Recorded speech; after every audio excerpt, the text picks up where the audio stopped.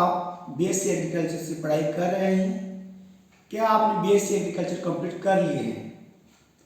क्या आप उच्च शिक्षा पाना चाहते हैं? क्या आप हायर एजुकेशन लेना चाहते हैं? क्या आप सोइल साइंस से तैयारी करना चाहते हैं? क्या आप उच्च शिक्षा में फेलोशिप के साथ पढ़ाई करके अपना फाइनेंशियल बर्डन कम करना चाहते हैं? हेलो दोस्तों, welcome back to your own channel doctor agri business. इन सारे सवालों के जवाब अगर आपका यस है तो आज हम इन सारे सवालों के बारे में वन बाय वन करके चर्चा करेंगे कि अगर आप सोइल साइंस से हायर एजुकेशन में तैयारी करना चाहें तो कैसे करेंगे। आल दो हमने इस पे पहले भी वीडियोस लेके आए हैं जिसका आप जाके देख सकते हैं और आपने देखा भी होगा, लेकिन आज हम इस पर्टिकुलर वीडियो में एक नया तरीके से इस सब्जेक्ट को कवर करने जा रहे हैं। इसमें हम आप ही की तरह, आप ही की उम्र के, आप ही की एज ग्रुप के, आप ही की तरह सोचने वाले हमारे एक एक्सपर्ट कह लीजिए या हमारा एक साथी कह लीजिए, एक युवा नौजवान कह लीजिए, उसके साथ चर्चा करेंगे। वो बताएगा कि आप किस तरह से सोचते हैं, किस तरह की प्रॉब्लम्स आती है, सारी चीज़ों पे हम बात इसमें चर्चा करने जा रहे हैं। वीडियो के साथ अंत तक बने रहिए और अगर वीडियो पसंद आए तो अपने दोस्तों के साथ शेयर जरूर करिएगा। चलिए, सबसे पहले हम आपको हमारे जो आज हमारे साथी हैं, जो हमारे एक्सपर्ट के रूप में हमारे साथ जो युवा शक्ति हैं उससे मिलाते हैं आपको। तो हमारे साथ हैं आज राजेंद्र कुमार चोटीवाला जी। ये राजेंद्र कुमार चोटीवाला के बारे में मैं आपको थोड़ा सा बता देना चाहता हूँ कि राजेंद्र कुमार चोटीवाला ने अपना करियर जो है राजस्थान से स्टार्ट किया, बीएससी राजस्थान से की और मास्टर डिग्री जो है बिहार एग्रीकल्चर यूनिवर्सिटी साबोर से किया, जीआरएफ के साथ ही किया और एसआरएफ के थ्रू जो है इन्होंने पीएचडी हमारा जो सेंट्रल यूनिवर्सिटी पूसा में है, डॉक्टर राजेंद्र प्रसाद केंद्रीय विश्वविद्यालय, वहाँ से उन्होंने अपना पीएचडी कंप्लीट कर लिया है। अभी डॉक्टर बने नहीं, बस बनने वाले हैं। तो इन्हीं, क्योंकि ये युवा है, ये अभी जुड़े हुए पढ़ाई से, आपकी तरह सोच रखते हैं, आपकी तरह मेंटलिटी है, आपकी तरह परिस्थितियों में रह रहे हैं, एज ए स्टूडेंट ये हैं अभी। तो मुझे ऐसा लगा कि आपके साथ इनके जो विचार हैं, इनके जो एक्सपीरियंस है, इनकी जो बातें वो शेयर करनी चाहिए। तो यही सब चीज़ें लेके आज हम आपके साथ आए हैं। तो राजेंद्र, सबसे पहले तो हमारे इस agri talk with the expert में आपका बहुत बहुत स्वागत है। जी नमस्कार सर। और तो जैसे आप जान रहे होंगे कि ये हमारा एक इनिशिएटिव है जिसमें हम आप इस युवा साथियों का मार्गदर्शन करने की कोशिश कर रहे हैं, जो नेट की तैयारी करना चाहता हो या फिर जीआरएफ की तैयारी करना चाहता हो। फिलहाल हम जीआरएफ के जूनियर रिसर्च फेलोशिप जो का एग्जाम जो होता है उसको टारगेट करके बच्चों के लिए हम वीडियोस लेके आ रहे हैं और उनको गाइड करने की कोशिश कर रहे हैं विद द डिफरेंट एक्सपर्ट। तो इसी सीरीज में हम आज आपसे भी बहुत कुछ जानना चाहेंगे ताकि जो आपके साथी हैं, जो हमारे नौजवान जो बिगिनर है एग्रीकल्चर में, जी उनको कुछ मार्गदर्शन मिल सके। तो सबसे पहले तो मैं आपसे जानना चाहता हूँ कि जेआरएफ जो जूनियर रिसर्च फेलोशिप जो आईसीआर के द्वारा दिया जाता है या एंट्रेंस एग्जाम जो होता है, उसके बारे में एक छोटा सा ब्रीफ बताइए कि वो कौन एग्जाम करवाता है, क्यों इसकी ज़रूरत है, मतलब क्या इसका इम्पोर्टेंस है, मतलब क्यों स्टूडेंट इसकी तैयारी करे। मतलब मास्टर डिग्री करने के लिए तो स्टेट एग्जाम भी होते हैं, बहुत सारे यूनिवर्सिटी से अलग अलग एग्जाम होते हैं, तो क्यों आईसीआर के जेआरएफ की तैयारी करें। इस पर कुछ आप अपने साथियों को बताइए, इस पर अपने विचार बताइए। देखिए, जो भी स्टूडेंट जो ग्रेजुएशन में है जी, उसको कहीं ना कहीं सेकेंड ईयर में आके, थर्ड ईयर में आके या फोर्थ ईयर में आके उसको अगर हायर एजुकेशन करना है तो उसको सब्जेक्ट सेलेक्ट करना होता है। ये सेलेक्ट करना पड़ता है। अब क्या होता है कि उसको अगर हायर एजुकेशन करना है तो उसको पीपीजी एग्जाम देना पड़ता है। तो हर एक स्टेट अपना खुद से भी ग्राउंड करता है एग्जाम, और एक जो आईसीआर जो ऑटोनोमस बॉडी है, जो पूरा एग्रीकल्चर का बॉडी है, और वो पूरा इंडिया लेवल का अपेक्स बॉडी एग्रीकल्चर एजुकेशन को मॉनिटर करता है और पूरा उसको देखता है। जी, वो तो वो ऑल ओवर इंडिया का एक एग्जाम करवाता है। इसको हम आईसीआर, जीआरएफ, एसआरएफ एग्जाम के नाम से जानते हैं। और ये पर्टिकुलर सब्जेक्ट जो आप चूज करना चाहते हैं, या बहुत सारे सब्जेक्ट में? सब सारे सब्जेक्ट में ये कंडक्ट होता है जी। और आईसीआर हर साल ये एग्जाम कंडक्ट करवाती है, जैसे बच्चे भी सब जान रहे हैं। लेकिन अभी रिसेंटली इसमें एक चीज देखने को मिला कि आईसीआर खुद एग्जाम नहीं कंडक्ट नहीं करा के एनटीए के थ्रू वो कंडक्ट करवा रही है। जी जी, ये एक्चुअली आईसीआर ने कुछ सिचुएशन को पेश किया, तो वो उसमें बर्डन भी कम हो गया। तो उस बर्डन को देखते हुए उन्होंने अभी क्या है, एग्रीकल्चर में कुछ स्टूडेंट्स ज़्यादा आ रहा है, तो कहीं ना कहीं उसमें सही से करवा नहीं पा रहे थे एग्जाम को। तो उन्होंने सोचा कि डिजिटल इस दौर में हम किस प्लेटफॉर्म को जो है प्रिफेयर करें ताकि एग्जाम जो है अच्छे से कंडक्ट हो पाए। तो उन्होंने इस वे में देखते हुए नेशनल ऑनलाइन प्लेटफॉर्म को अपनाया। तो ऑनलाइन प्लेटफॉर्म को अपनाने के लिए उन्होंने एक एजेंसी जो अपने इंडिया में है, नेशनल टेस्ट एजेंसी के नाम से एनटीए, जो एग्जाम करवाता है, तो उसको ये भार दे दिया गया है। और अभी हाल ही 2-3 साल से वही एग्जाम करवा रहा है और अच्छे से इसको हैंडल कर रहा है और एग्जाम को अच्छे से कंडक्ट करवा रहा है। जी, और ये ऑनलाइन एग्जाम हो रहा है जैसे आप लोग जान रहे हैं। और इसमें राजेंद्र एक चीज और मैं आपसे जानना चाह रहा हूँ कि स्टूडेंट जो है उसको जेआरएफ से एडमिशन लेने के फायदे क्या हैं?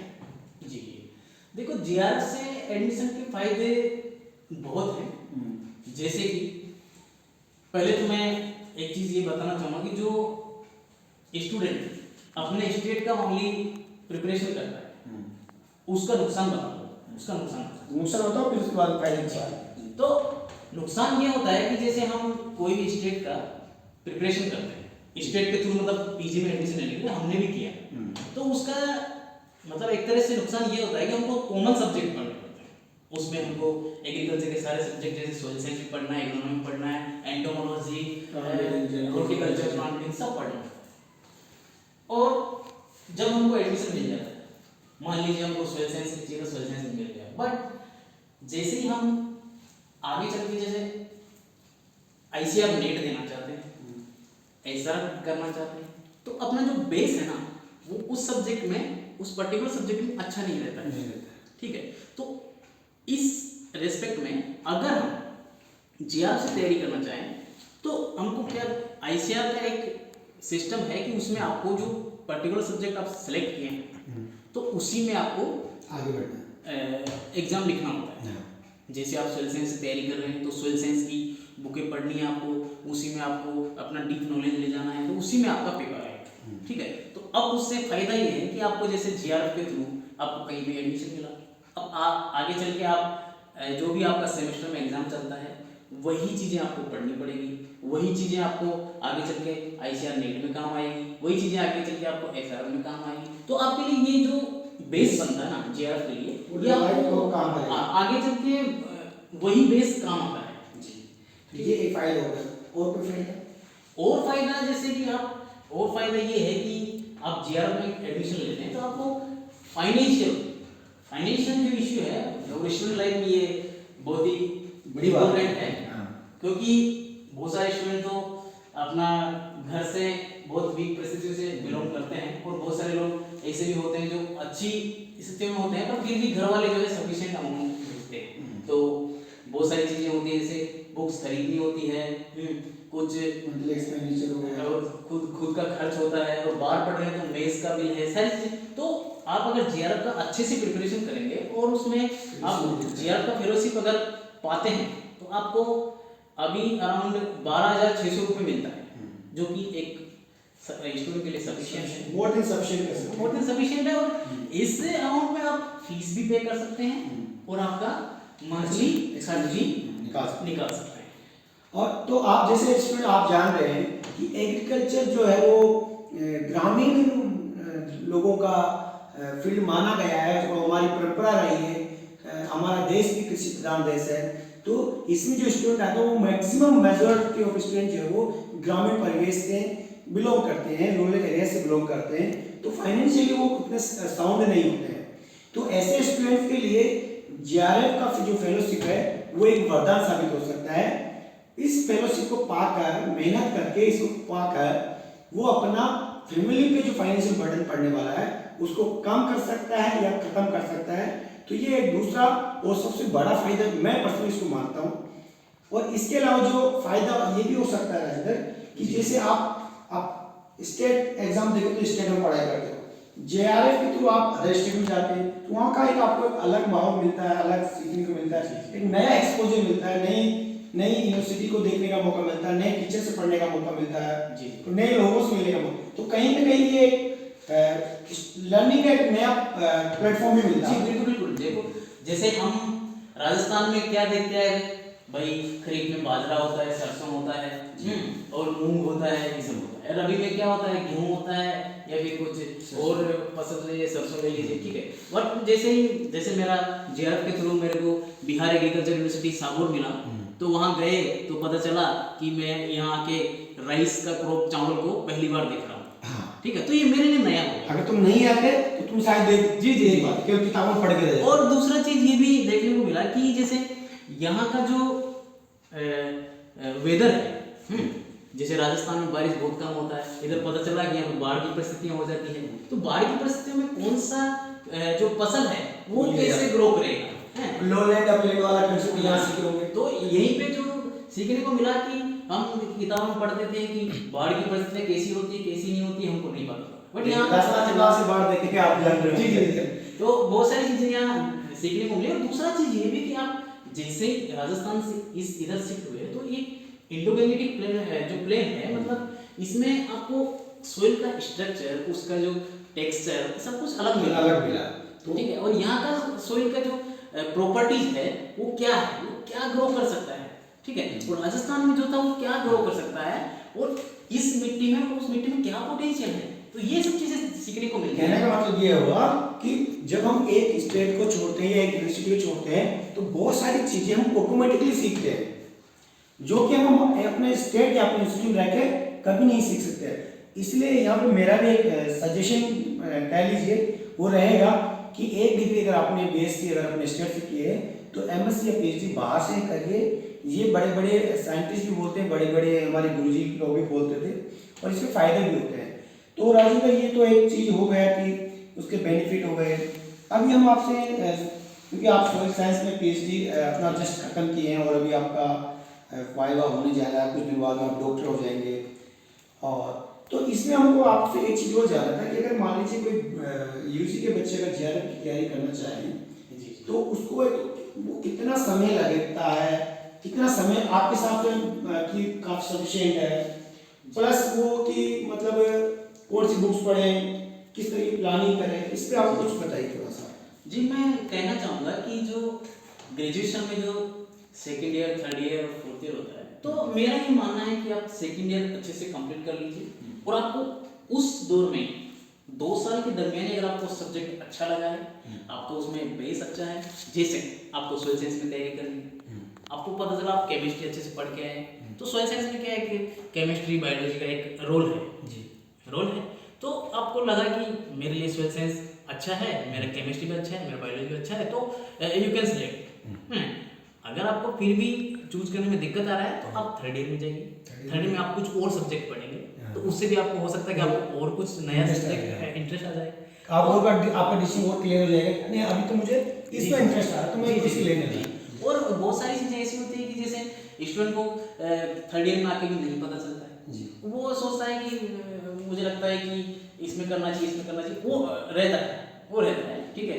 तो वो सब भी कंसल्ट करना चाहिए सीनियर से। बाकी अगर फोर्थ ईयर में आप आके सेलेक्ट करते हैं तब भी कोई बुरा नहीं है, आप उस टाइम में सेलेक्ट करते हैं, बट ज़्यादा अच्छा ये होता है कि आप सेकेंड ईयर थर्ड ईयर में अच्छे से सेलेक्ट को चूज कर लें और अपना प्लानिंग कर लें। प्लानिंग मीन्स ये कि आप सब्जेक्ट जो चूज किए हो, जैसे सोशल साइंस आपने सेलेक्ट किया, तो आपको ये जानना जरूरी है कि कौन सा बुक जो है हमको बिगिनिंग के लिए, मतलब स्टार्टिंग के लिए शुरुआत करना है, तो कौन सा बुक हमको पढ़ना चाहिए जिससे हमको अच्छे से समझ में आए। अच्छा, इसका भी फर्क पड़ता है कि कौन से बुक की शुरुआत करें और कौन सा बुक जी पढ़ते रहें स्टेप बाय स्टेप। बिल्कुल। वो क्या है, देखो कोई भी काम होता है उसके एस्टेब्लिशमेंट के लिए कुछ एक इनिशियली चीज ऐसी होनी चाहिए जो मतलब इजीली हमको समझ में आ जाए। तो इसके लिए मैं प्रिपेयर करना चाहूँगा कि आप डीके दास का बुक है इंट्रोडक्टरी ऑफ सोइल साइंस, जी, वहाँ से शुरुआत करें। तो उस बुक को आप प्रिफेयर कर सकते हैं। उसमें एक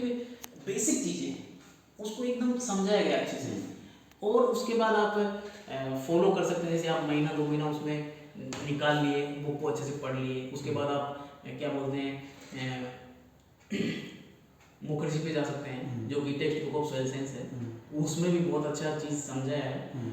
और लास्टली जो हमको फॉलो करना है बुक को, क्योंकि ये सब बेसिक बुक्स ये बेसिक बुक्स है। उसके बाद हमको जो लास्टली फॉलो करना है वो फंडामेंटल ऑफ सोइल साइंस है, जो कि Indian society of soil science से पब्लिश हुआ है। ये IEEE जी। ओके, तो ये एडिशन जो है 2012 वाला एडिशन है, उसको मैं ज़्यादा प्रिफेयर करता हूँ, क्योंकि मैक्सिमम एग्जाम्स में देखा गया है कि क्वेश्चंस उसी से पुट अप होता है। और दूसरा चीज़, एक कन्फ्यूजन मैं मानता हूँ, एक कन्फ्यूजन आ सकता है स्टूडेंट को कि जब भी परचेज करें तो IEEE का एक 2015 का भी एडिशन है, सोइल साइंस एंड इंट्रोडक्शन के नाम से। तो आप मेरे हिसाब से ये है कि आप उसको अवॉइड करें, क्योंकि वो जो नया बुक है उसमें थोड़ा चीज़ें जो है एडवांस है, थोड़ा कॉम्प्लेक्स टाइप का है, तो वो थोड़ा समझने में GR स्टूडेंट के लिए थोड़ा डिफिकल्ट है। तो फंडामेंटल को फॉलो करें, वो अच्छा बुक है। और मैक्सिमम जो एग्जाम का जो पैटर्न है, एग्जाम के जो क्वेश्चंस हैं, वो मैक्सिमम देखा गया है कि उसी से पुट अप होता है जी। तो ये आपको ध्यान रखना है कि कौन सी बुक पढ़ना है, कहाँ से शुरुआत करना है। शुरुआत बहुत इंपॉर्टेंट होता है। ये फर्स्ट इंप्रेशन लास्ट इंप्रेशन होता है। वैसे फर्स्ट में जो शुरुआत हो जाती है वही आपके सक्सेस में एक मेन रोल प्ले करता है। तो दूसरा ये हमारा एक क्वेश्चन है कि जैसे बुक्स आपने बता दी, और अच्छा अगर ये मान लीजिए इंस्टीट्यूट का सिलेक्शन होता है, तो कौन सा इंस्टीट्यूट टॉप सोशल साइंस के कोई टॉप इंस्टीट्यूट है इंडिया में जिन पे इसको पहले से कोर्स करना चाहिए, अच्छे कैंडिडेट में मुझे वहाँ पे जाना है? क्योंकि कई बार ये भी कंफ्यूजन होता है कि जैसे GR की सीट मिल गया, अब वो काउंसलिंग में जाना चाहता है, तो कौन सा उसको प्रीफर करें? जी।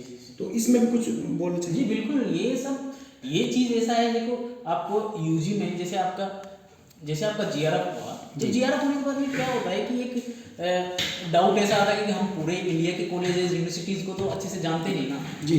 तो हमको, और अभी ग्रेजुएशन ही किए हैं, तो हमको ये नहीं पता है कौन सा यूनिवर्सिटी में कौन सा डिपार्टमेंट अच्छा है। जी ठीक है, तो इसके लिए मैं बोलना चाहूँगा कि बहुत सारा इंस्टीट्यूट ऐसा है जिनका डिपार्टमेंट सोशल साइंस अच्छा है। जैसे हम प्रिपेयर कर सकते हैं फर्स्ट पे IRI नो डाउट बहुत अच्छा है, और उसके अलावा भी अच्छे इंस्टीट्यूट हैं। मतलब IRI अच्छा है, मतलब इसका मतलब कि और इंस्टीट्यूट बड़े हैं। बिल्कुल। उसके अलावा भी सोशल साइंस के बहुत अच्छा इंस्टीट्यूट है जो उस लेवल के हैं। हाँ, बहुत अच्छा इंस्टीट्यूट है, और वहाँ पे अच्छा कार्य होता है और अच्छे टीचर अच्छे हैं, अच्छे टीचिंग हैं। जैसे कि हम तमिलनाडु को फॉलो कर सकते हैं। जी, पंतनगर में जो है उसका डिपार्टमेंट अच्छा है, और मेरी नज़र में जो है BCK भी है, विधानसभा कृषि विश्वविद्यालय। सोशल साइंस में वहाँ पे भी बहुत सारे मतलब बच्चे मैं देखता हूँ। जी वहाँ से। और ज़्यादातर जो अच्छा मान के चलते हैं, तो BCK भी को भी अच्छा मान के चलते हैं, क्योंकि मेन चीज़ ये है कि वहाँ पे जो सोयल साइंस का जो है ना, वहाँ पे एक हब माना गया है। अब इसलिए माना गया है कि जो सोयल साइंस के जो अच्छे साइंटिस्ट हैं वहाँ से निकले हैं, वहीं पे पढ़ा रहे हैं, तो वहाँ से अच्छे स्टूडेंट को निकालते हैं, बुक्स भी वहाँ से निकाले हैं। तो और दूसरा चीज़ ये कि जैसे मेरा खुद का इंस्टीट्यूट का मैं बात करूँगा, जैसे मैं MSc किया हूँ, जैसे बिहार एग्रीकल्चर यूनिवर्सिटी सागौर भागलपुर, तो वो भी एक अच्छा इंस्टीट्यूट है। वो नया यूनिवर्सिटी है, और नए टीचर हैं, नई फैकल्टी है, तो एनर्जेटिक है, और नई चीज़ें और नए जोश के साथ पढ़ाते हैं। हाँ, उनका पढ़ाने का जोश अलग है, सब नया है, तो उनको ज़्यादा डेडिकेशन, ज़्यादा एनर्जी के साथ वो, और ज़्यादा मतलब जुड़ जाते हैं स्टूडेंट्स, फ्रेंडली में वो ज़्यादा। जैसे फर्स्ट ईयर में हम लोग भी गए थे, तो हमको थोड़ा ऐसे लगता था कि कैसे कैसे पढ़ाई होगा, क्या होगा, बट ऐसा लगा कि वहाँ जो फैमिली मिला, एक डिपार्टमेंटल फैमिली, वो इतना अच्छा था कि नए टीचर, नए तरीके पढ़ाने के हैं, तो ये सब चीज़ें हैं। तो बहुत सारे इंस्टीट्यूट हैं, आप और भी इंस्टीट्यूट को फॉलो कर सकते हैं। जैसे नवसारी गुजरात, उसका डिपार्टमेंट अच्छा है, आनंद गुजरात, ये सब अच्छे इंस्टीट्यूट हैं। और भी जो आपको और भी कोई सजेस्ट करे, सीनियर हो, टीचर हो, तो आप कॉन्टेक्ट करके वो सब चीज़ भी जान सकते हैं।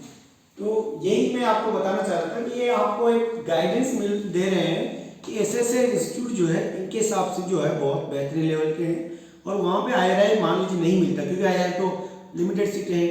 अगर वो नहीं मिलते तो आपको निराश नहीं होना है, क्योंकि आपका अल्टीमेट ऑब्जेक्टिव क्या है? सीखना, अच्छा सीखना, नॉलेज गेन करना, तो वो आपको मिल सकता है। मैं भी मानता हूँ राजेंद्र की UBKV पता है ना? जी UBKV का जो है सोयल साइंस वहाँ पे बहुत अच्छा है, क्योंकि मैं काफ़ी लोगों से नाम सुना हूँ, काफ़ी वहाँ साइंटिस्ट हैं, उनकी बुक्स भी हैं जी। और मैं कुछ कलीग्स भी उधर से हैं, तो वो भी मुझे बताते हैं। वो भी आप सोयल साइंस देखिए, अभी हर यूनिवर्सिटी का एक स्पेशलाइजेशन हो सकता है। जैसे मैं बोलता हूँ साउथ का है एग्रीकल्चर इकोनॉमिक्स, थोड़ा सा ज़्यादा बढ़िया मैं मानता हूँ, मैं पर्सनली मानता हूँ। मैं आप इस पे जो है डिस्कस कर सकते हैं, लेकिन एक में जैसे राजस्थान बहुत स्ट्रॉन्ग है, राजस्थान की साइड का, बिल्कुल। तो ऐसे आप हर चीज़ वो अलग हो सकती है। तो कहने का मतलब ये आपको एक गाइडलाइन यहाँ पे दिया जा रहा है कि आप इस तरह से चीज़ों को सेलेक्ट कर सकते हैं, आपको मदद कर सकते हैं चीज़ें। तो इसके अलावा राजेंद्र, अगर आप मान लेते हैं कि स्टूडेंट सब कुछ कर लिया, बुक्स कर ले लिए, तो प्लानिंग आप बताएं कि बुक्स को कैसे पढ़े, क्योंकि देखो बुक्स को लिया है अच्छी बुक्स, जी वो इतना इम्पोर्टेंट नहीं है जितना इम्पोर्टेंट है कि आप बुक्स को पढ़ने का तरीका।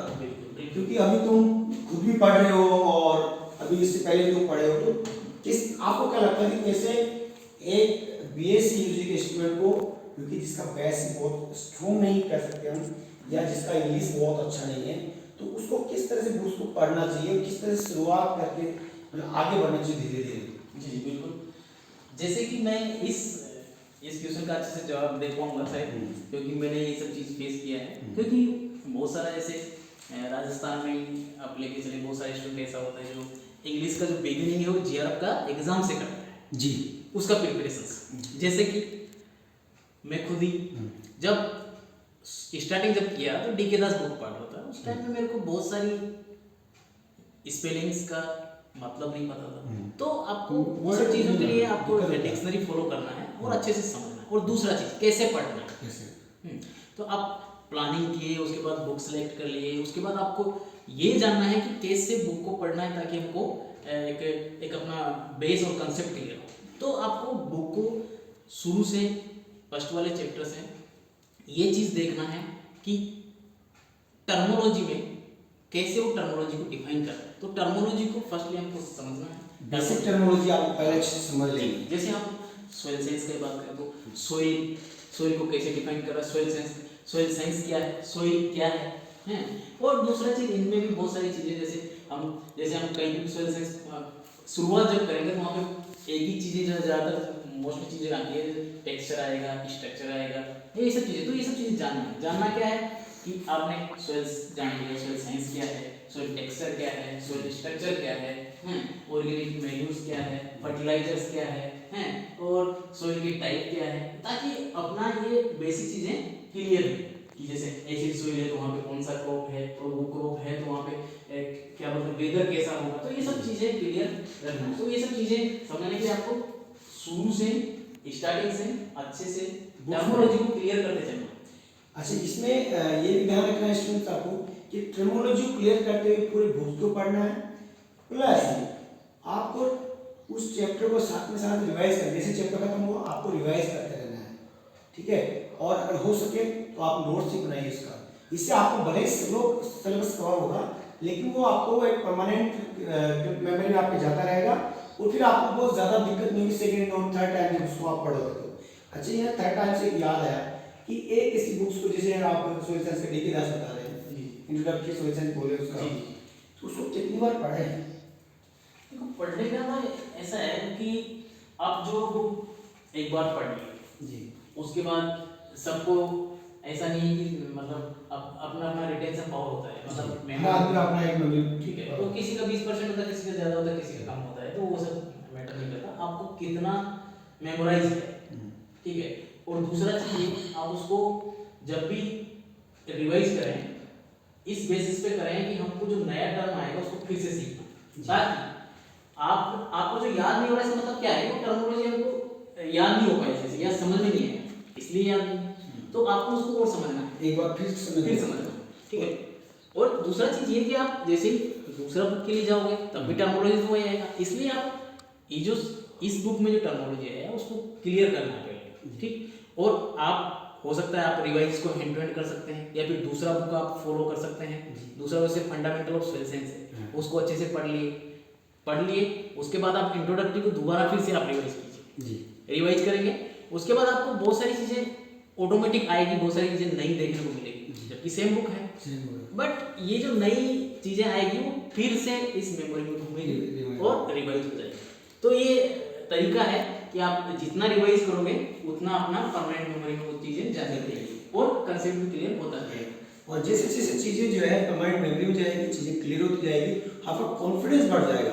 और जैसे जैसे कॉन्फिडेंस बढ़ेगा ना, आपको बुक्स को सिलेबस को कवर करने का स्पीड भी बढ़ जाएगा, और वही चीज़ें आपको कॉन्फिडेंस देगी कि नहीं यू कैन डू इट। तो इस चीज़ का आप ध्यान रखिए। और यहाँ पे याद नहीं करनी चीज़ों को, क्योंकि बहुत सारे बच्चे ऐसा होता है कि याद करने की कोशिश करते हैं। जी बिल्कुल। लेकिन याद नहीं, क्योंकि अभी हम बच्चे नहीं हैं, बच्चों को हम याद करवाते हैं। अभी हम बड़े हुए तो हमको चीज़ों को समझना, कॉन्सेप्ट, लॉजिक, इन चीज़ों पे काम करना है।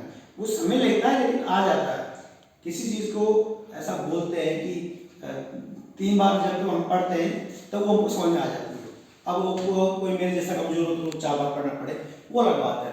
तो ये चीज़ों को आपको जो है ध्यान रखना है। तो राजेंद्र, ये जो है मुझे उम्मीद है कि ये बहुत मतलब फ़ायदेमंद रहा होगा आपके जो साथी हैं, जो हमारे स्टूडेंट्स हैं, उनके लिए। इसके अलावा अगर कुछ और आप हमारे जो आपके जूनियर्स हैं, आपके छोटे भाई हैं, आपके दोस्त हो सकते हैं, उनको कुछ और ऐसा सजेशन देना चाहेंगे, कोई टिप्स, स्पेशल टिप्स आप जिसको फॉलो करके उनको बेहतरीन मिले और कुछ उनको बूस्टर मिल सकता है, कुछ मोटिवेशन लेवल कैसे मेंटेन रखें, सब कुछ बताना चाहेंगे?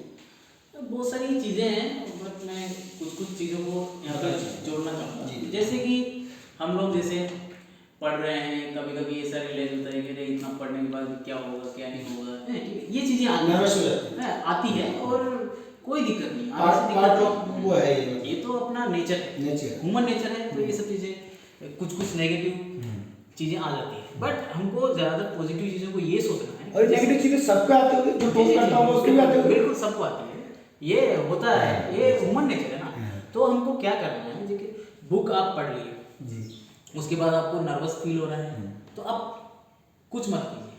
आप एक बार अपने आप को ये देखिए कि मैं जीआरएफ के थ्रू सिलेक्ट होके चला गया और मेरे को जो फेलोशिप का पैसा मिलेगा उससे मैं अपने आप में कितना एनरिच कर पाऊंगा, अपने आप को कितना फ्री महसूस करूंगा, ये सब चीजें देखना। और आगे जाके मतलब मैं उससे उच्च शिक्षा ले रहा हूँ, फिर मैं पीएचडी करूंगा, फिर मैं कुछ बड़ा साइंटिस्ट बनूंगा या कुछ प्रोफेसर बनूंगा, जो अपने सोच रहा वो बनूंगा। तो जब भी आप नर्वस फील हो तो एक चीज़ तो ये ध्यान रखिए। दूसरी चीज़ आप एक मेरा भी यहाँ पे सलाह याद रख सकते हैं। मेरा सलाह यहाँ पे ये है कि आप जब आपको लगे कि यार मैं इस बुक को पढ़ लिया हूँ लेकिन मुझे तो ये बुक अभी तो 50% भी याद नहीं हुआ है और 60% भी याद नहीं हुआ, अभी तो उनको मात्र ये मुझे लगता है तो 10% 20% याद हुआ है। तो एक चीज़ यहाँ पर टाइम याद रखिए कि जब आप उस बुक को एक बार पढ़ा तब जाकर आपको 20% याद हुआ, अगर नहीं पढ़ते तो आपको 20% भी याद नहीं होता। तो आपको ये ध्यान रखना है कि अगर मैं एक बार पढ़ा तो 20% हुआ, मैं 2 बार पढ़ूंगा तो कम से कम 40% जाएगा, 3 बार पढ़ूंगा 60 और 4-5 बार पढ़ूंगा तो 50 को क्रॉस करके 70-80% जाएगा। और देखिए सर, इसमें एक चीज और है कि हर एक स्टूडेंट का, हर एक इंसान का अलग अलग नेचर है, उसका स्ट्रेंथ अपना है, जी फिटनेस अच्छा है। तो ये मत सोचो कि उसको एक बार में याद हो रहा है, मुझे 2 बार में नहीं हो रहा। अपने आप को डिमोरलाइज करने की, अपने आप को कम हार करने की कतई जरूरत नहीं है और नहीं आता है। सबका अपना नेचर है। अगर आपको कुछ कमी है तो आप में कुछ फायदे मतलब कुछ प्लस पॉइंट भी होंगे, तो उसको याद करिए और हमेशा अपने आप को बूस्टर रखिए, मोटिवेटेड रखिए। तो इसके अलावा और कुछ राजेंद्र कुछ और बोलना चाहोगे? और तो मैं सबको यही बोलना चाहूँगी, ऑल द बेस्ट। और जो भी सब्जेक्ट आप सेलेक्ट करो, ये नहीं कहता कि सोशल साइंस ही जरूरी है, बट आप और भी सब्जेक्ट, एग्रोनॉमी, हॉर्टिकल्चर, जो भी आप एंटोमोलॉजी करते हैं, कुछ भी आप चूज कर सकते हैं। बट चूज करने से पहले आप सोचिए कि उसमें मेरा बेस है या नहीं, या मैं इसको कर पाऊंगा या नहीं। वो देखो खुद का पोटेंशियल खुद को पता होता है कि मैं ये चीज़ कर सकता हूँ या नहीं।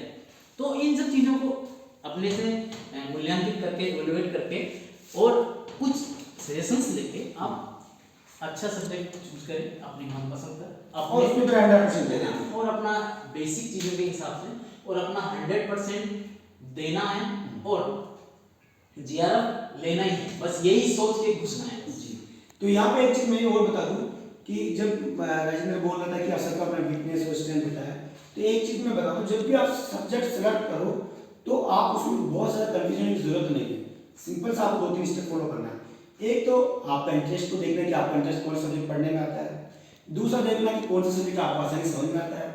तीसरा आपके सीनियर के पास जाना, 3-4-5 सीनियर के पास जाके उनके विचार लेना चाहिए कि किसमें करें। फिर अपना टीचर से मिलना चाहिए, ठीक है, और सबसे डिस्कस कर लेना चाहिए। और डिस्कस करने के बाद में एकांत में बैठ के अपने मन से पूछना चाहिए कि सारे चीजों से डिस्कस करके अब मैं किसमें जाऊं, क्योंकि आप किसी के कहने पे नहीं जा सकते, क्योंकि आपकी स्ट्रेंथ क्या है कि आपके अलावा आपके माता पिता, आपके गुरु जी, आपका दोस्त कोई भी नहीं जान सकता। Only you are the person who knows that what are your plus points, what are your strength. तो आप खुद डिसीजन लीजिए, सारी चीजों को एनालाइज करते हो लॉजिकली। तो ये था आज का डिस्कशन में, और मैं फिर इसी तरह के वीडियो और लेके आते रहेंगे। आपके जैसे साथियों को भी हम लेंगे, हमारे एक्सपर्ट भी बने रहेंगे हमारे साथ, और इस तरह तरह की चीजें हम जो है जेआरएफ के लिए, एसआरएफ के लिए, नेट के लिए भी हम लेके आएंगे, और अच्छे वीडियोज, अच्छे कंटेंट लाने की हम कोशिश करेंगे।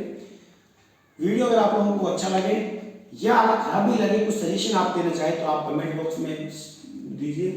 वॉल्यूम को लेकर आप लोगों के कुछ सजेशन आ रहे थे, उस पर हम लोग काम कर रहे हैं, हम उसको जल्दी सॉर्ट आउट करेंगे आने वाले वीडियोस में। और इसके अलावा कोई सजेशन तो आप देते रहिए, और देखते रहिए डॉक्टर एग्री बिजनेस, बने रहिए। मिलते हैं किसी अगले वीडियो में किसी दूसरे एक्सपर्ट के साथ, कुछ नए टॉपिक के साथ। तब तक आप हमारे साथ बने रहिए। Thank you guys, thank you, take care, bye bye.